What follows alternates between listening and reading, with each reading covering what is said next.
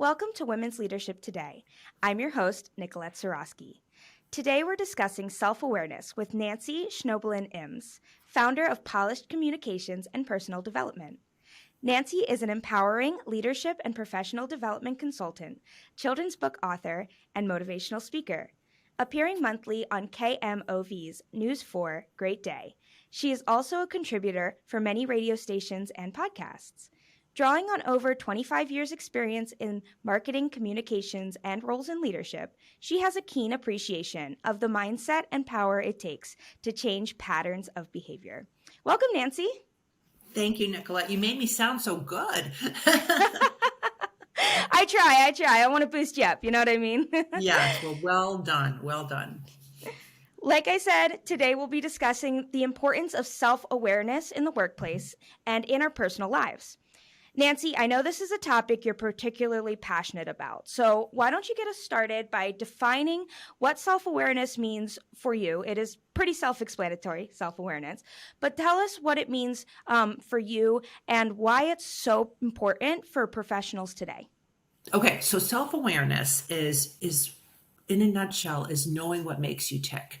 It's understanding how your emotions, right? Your happiness, your sadness, your anger, how that affects others when you're having a conversation.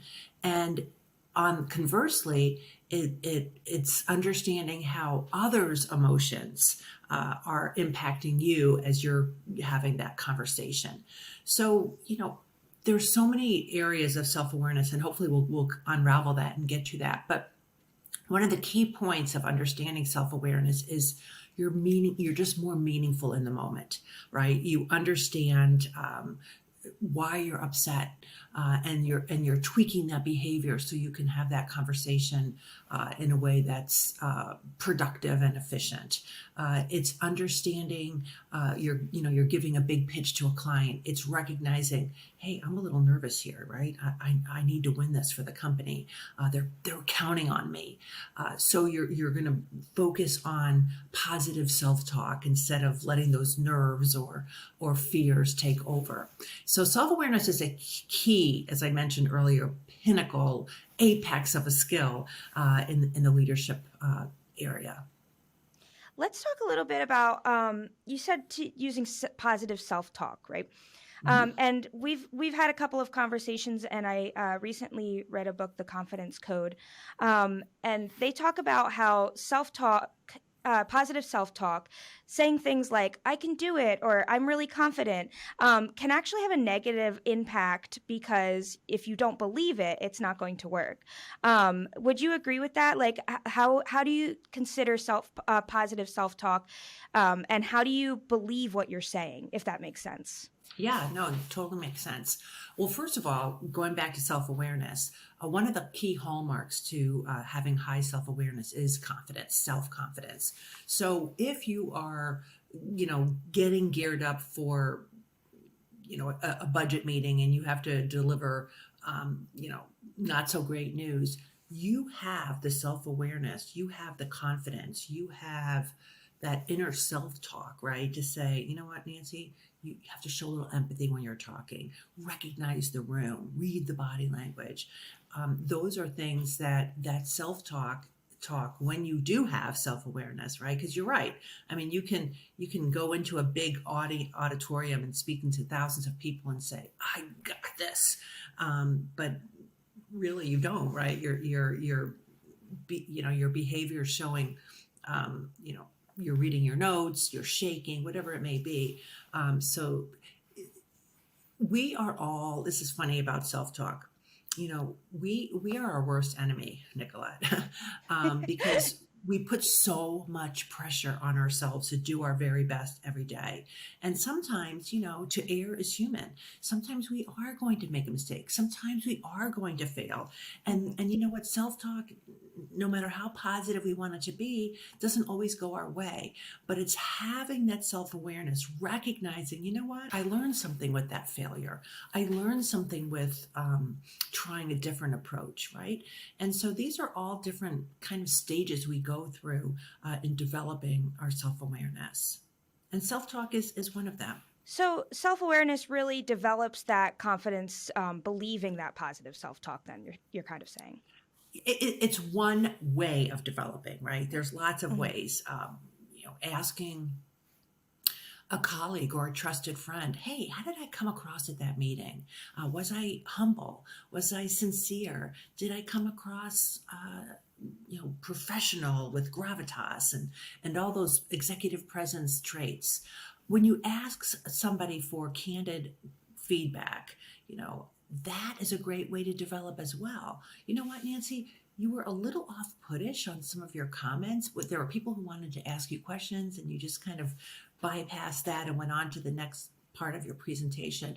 And so, take that advice and use it to do a better job and grow in your self awareness. So there's lots of different ways in which we can develop it. But you're right, self talk and gaining that self confidence is one. Fantastic. I know Yeah. that's the only reason I ask is because the confidence is definitely something I struggle with. And you you're saying that building that self awareness can kind of go hand in hand in building that confidence. So And don't be too hard on yourself, Nicolette. Don't be too hard on yourself with the self confidence thing. Even the best of the best, right? They get nervous, they lose confidence. I think that's just part of human nature. But knowing how to kind of change our behavior when we're going into a situation will help boost your confidence. And I might add, just because I'm like, you can tell I'm very passionate about this topic. Um, Poking fun of yourself, having that self deprecating sense of humor, showing your vulnerability, these are ways too in which your self awareness rises. And so there's lots of different things we can do. It doesn't have to be just all on focusing on gaining that confidence because once we recognize our emotions and really fine tune them, know our triggers, um, confidence grows. And when we can poke fun of ourselves, people see that you're approachable. Confidence grows. So there's ways in which we can develop all of these wonderful traits. right, poking fun of ourselves without bringing ourselves down. Right. Yes, yes, yes. I always like to quote Brené Brown or share some of her research because she's obviously such an expert on leadership and vulnerability. But she says, shame too. We, mostly women, will put ourselves down often because we feel we made a mistake, not others. We. So again, Yeah. that's just all the self-imposed pressure we put upon ourselves when we should not. And I really like that idea of using humor as a tool, and having the self awareness to understand, like I said, that you're not bringing yourself down, that you're using that humor. I don't think that gets talked about quite enough. Using humor as a tool. A lot of us have a very developed sense of humor, right, and are afraid to use it because we don't want to be viewed in a certain way. Do you agree? We have to use humor appropriately, right? Because everybody, we have to be very sensitive about the topic and stuff. But when you can say, hey, you know what, Nancy, um, you know this stuff. Why are you tripping on your tongue? Poking at yourself. Um, it creates this more softness around you, this credibility, this level of, you know what, I like her. She's real. She's genuine. She's like not trying to be a phony baloney, if you will. Yeah. And humor, we can't always take ourselves so seriously. We have to have it in the workplace. I mean, there's been oodles of studies, quite frankly, that says when you have fun at work, when you can combine that level of productivity, but share a little lightheartedness, then productivity goes up even more. So, and again, that's another level of self awareness is to know when you should be funny and or self-deprecating and when it's not appropriate. And you had said that self awareness kind of falls under the umbrella of emotional intelligence, which is Yes. something we've been talking about recently. Mhm. So, emotional intelligence is considered a soft skill along with self awareness. Um, Yes. so, and there's kind of a discussion as to soft skills versus, I guess you would call them hard or technical skills, right? Mhm. Why are soft skills becoming so important for professionals today in the workspace? I'm going to be thoughtful about answering this question because they've always been important. Right. But you're right. The focus right now is being honed in on somebody who has that great communication skills, that is a team player. And by the way, when you have great self awareness, you are a team player, right? You know your strengths, you know your weaknesses. You reach out to those who are stronger in an area where you aren't, and again, you build that collaborative front. But soft skills, and again, I'm gonna quote a study here. Harvard, Stanford research and Carnegie Mellon Foundation did this joint study, and what they found in talking to I'm thousands of people. I don't have the number in my brain right now, but what they found was 85%, and they looked at their careers over a span of time, and 85% of those with excellent soft skills were more successful and happier in their careers versus the 15% who were successful but just relied on their technical, or like you said, their hard skills. Wow, that's a big number. Yeah, that's a big number. And let's be clear, right? We need our hard skills. We need our technical Yeah. abilities. If you're in the medical field, or you're in the engineering field, or you're in the communications field, we need to know our stuff, right?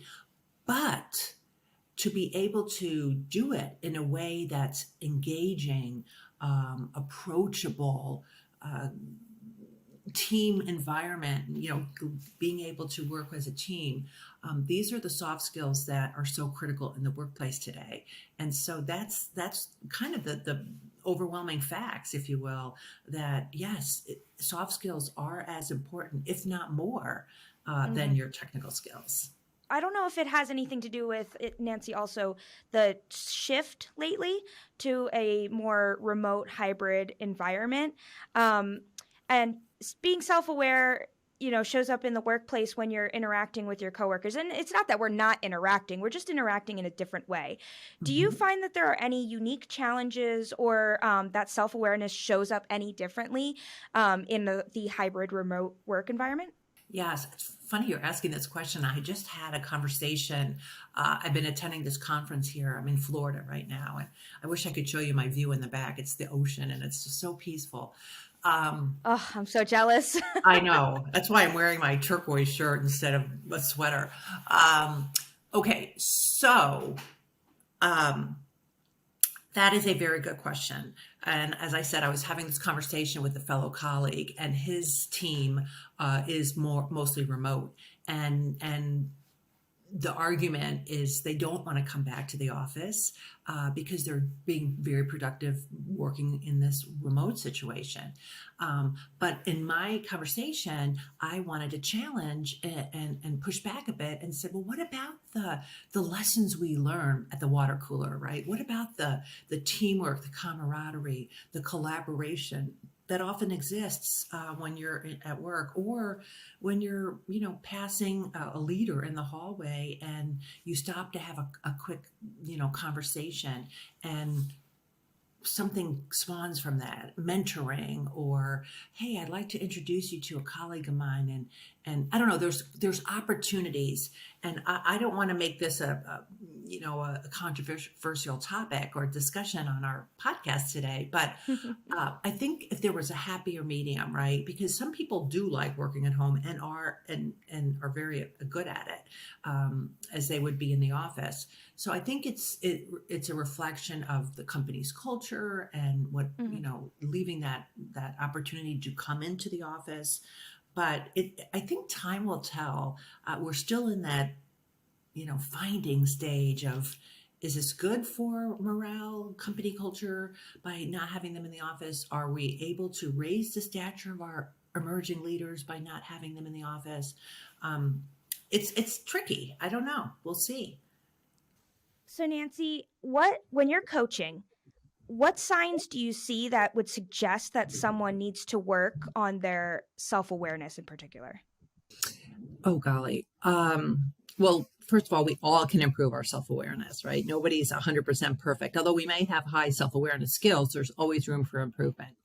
But one of the things that I try to reinforce and to raise that level of self-awareness is listening and communicating. Because when you have high self-awareness, you are an excellent communicator.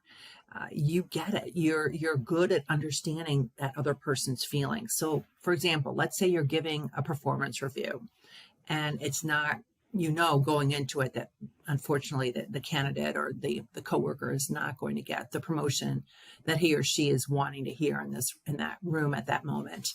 And so you're going to obviously model your behavior. And there's a science. I'm going to jump back a little bit about mirroring and matching. And so you're not going to go in, you're going to be happy and positive and very assertive.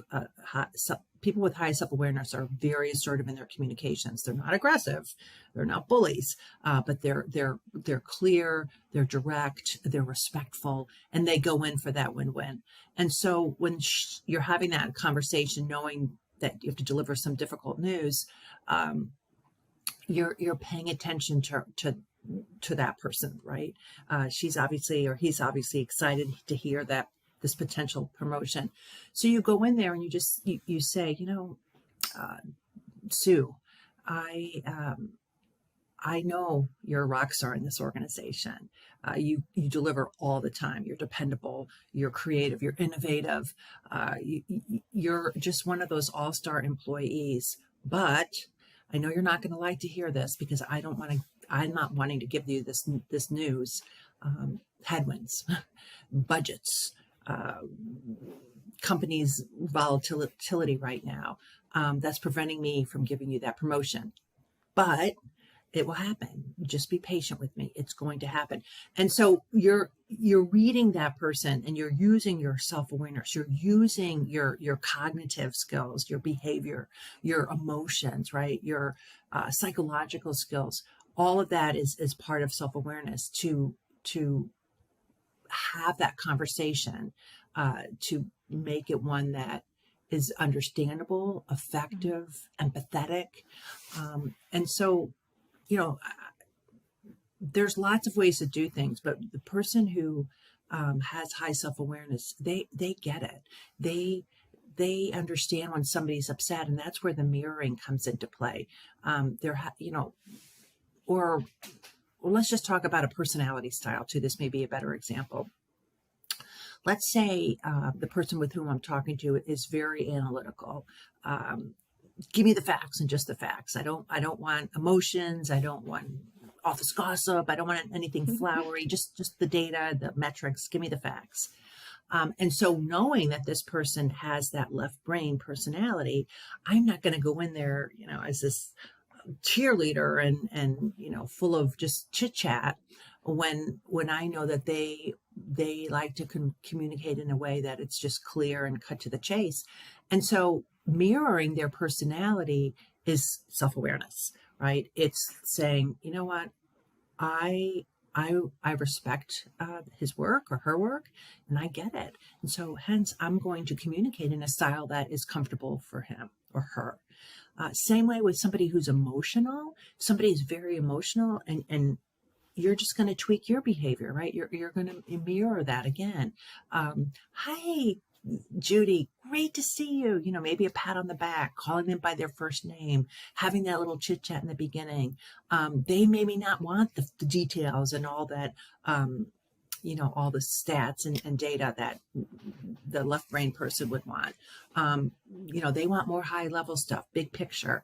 And so when you're showing self-awareness, you have to take into a lot of skills, right? It's not just I'm confident or I have this deprecating sense of humor. No, you have to be cognitive and think through things in a way that's going to be efficient and effective for that level of conversation.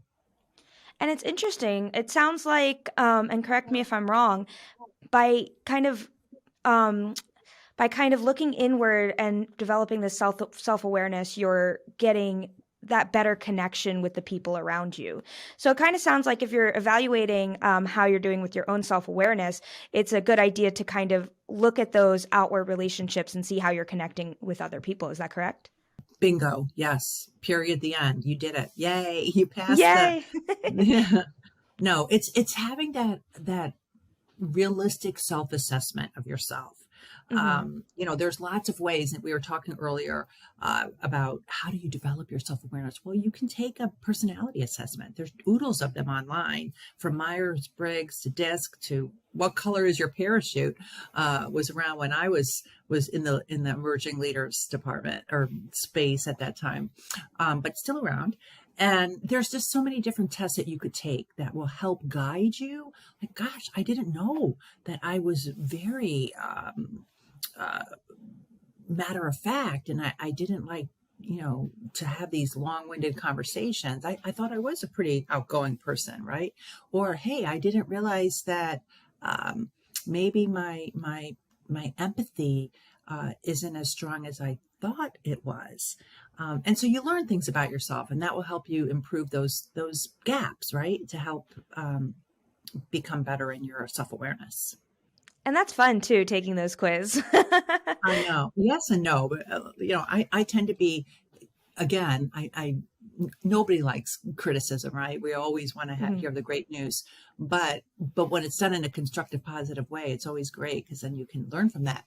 But I always get worried when I take the test. Like, wait a minute, I've done this 100 times, and you just want to know that your self awareness is true to what you're thinking. I'm a big fan of an event you ran with us, right? Called How to Say No and Get Win Win Results. Saying Mhm. no is something I personally struggle with a lot. I'm a yes girl, right? Every time somebody asks me, yes, yes, yes, yes, yes, until I'm drowning in my own yeses, right? So, how does self awareness help us to set those healthy boundaries and come out of that no on a positive footing? That's an important skill, and to your point, Nicolette, I am a nice, almost too nice. I don't know how to say no, but you have to be mindful, because if you keep saying yes when you really want to say no, things, your stress level rises, or you're not doing the things that you really want to do, right? Or what's your goals are being set back. So when you have good self-awareness, when you're able to have a conversation that does not have to be difficult, right? Like, sometimes when we say no, we're afraid that this person's, we're going to offend them, or maybe they won't ask us again, or there's lots of different reasons that go in our mind. Hmm. But when you have good self-awareness, you can say it in a way, and this is, again, with high self-awareness, you have great communication skills. You can say no in a positive way that gives you that win-win. So, for example, this has happened to me recently, um, where I love what I do. And I have such great experiences with so many different talented professionals, especially women. And I was asked to come to speak at one of the conferences for a trade organization, and it was over the weekend, and over a weekend, I should say. And I had committed and made a promise, because life goes by so fast, that I'm busy all during the week. Sometimes, my husband, my grandchildren, my kids, I don't get to see them as often. So I made a commitment that for the year, I'm really going to take a seat back and not say yes to all these opportunities or these projects. And so when I received the email, it was so hard for me to say no, because we have a great relationship, and I want her to ask me again. But I was honest. Honest is good. And so I emailed her, and I explained, I said, I made this commitment this year that I was going to focus on family on the weekends. And so, unfortunately, I'm unable to speak at your event. Thank you. Thank you for thinking of me. But please consider me for next year. And so that was my positive um, thing to say, like, I can't do it this year, but maybe next year if you're looking for somebody. So it wasn't like, no, I can't do it, thank you very much, but I gave something that she gets it. Who doesn't want to spend time with their family, right? She couldn't say no to that. But at the same time, it gave me a feeling of commitment that I made to my family, and yet a positive spin. I appreciated it. The ask, I I would love to do it again next year. So if another time. So if you have an opportunity to ask me again, count me in. So, being humble, being honest, being vulnerable, right? Like we were Mm-hmm. talking about, this is all ways when we say no that it does develop our self-awareness. It gains that level of confidence that when you say it in the respectful win-win way, magic still continues to happen. Nancy, this has been a fantastic conversation. Unfortunately, we are out of time. Thank you for joining us today. Do you have any final thoughts or tips for our listeners on developing that strong sense of self-awareness before we head off today? Well, thank you, Nicolette, for the opportunity. I love to empower women and help them succeed because we as women have to do that, right? Because Mm-hmm. it's it's it's true. We have to be able to support each other, and there's so many benefits that come from that. But just remember, self-awareness. It's critical. It's one of the top skills one could possess in leadership. It takes time, so don't beat yourself up. But when you're in a situation, know your triggers. Know if somebody's over talking all the time in a meeting and that bothers you. Don't let that show in your body language. Know when you understand that person's emotions and how it impacts you, right? You're on your way to developing your self-awareness. Understand that it's a process again, Yeah. and once you get there, you will see your confidence rise and all these wonderful benefits that will flow from that. So practice, practice, practice. Don't be afraid to ask for feedback from a friend or a coworker, and don't be too hard on yourself. But remember, when you possess high self-awareness, you're on the way to some great opportunities in your career. I'm confident about that. So thank you, Nicolette, for the opportunity again. And I look forward to some more opportunities to chat on soft skill topics. And thank you, Nancy. This is, like I said, this has been a really enlightening conversation, and one that I take to heart because like I said, I'm very emotional. So having that high self-awareness, knowing what's appropriate in the workplace, when to bring in those emotions, when to be authentic, that's all really stuff that's really important to me. And I'm sure really important to a lot of our listeners as well.